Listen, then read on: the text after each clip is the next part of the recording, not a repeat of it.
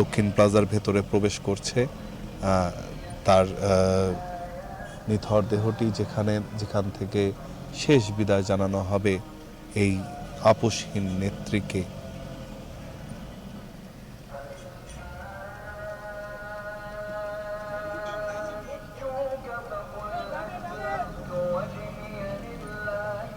যেমনটি দেখছেন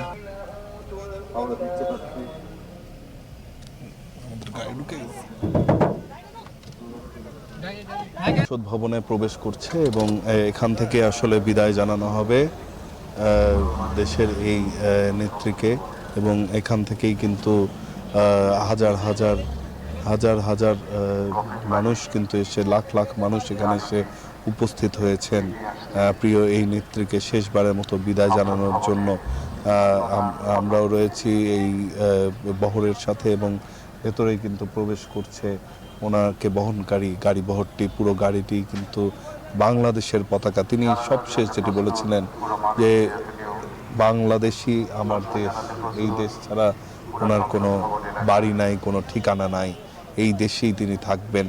দীর্ঘ এই রাজনৈতিক জীবনে তিনি নিজের আপনজন খুইয়েছেন কিন্তু কখনোই আপোষ করেননি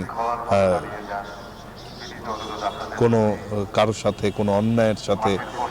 অন্যায়ের বিরুদ্ধে সবসময় সোচ্চার ছিলেন তিনি। হারিয়েছেন নিজের কনিষ্ঠ সন্তানকে, এরপরও তিনি মাথা নত করেননি অন্যায়ের সামনে। দীর্ঘ দিন ওনার বড় সন্তান ছিলেন দেশের বাইরে, সেক্ষেত্রেও তিনি কখনো মাথা নত করেননি।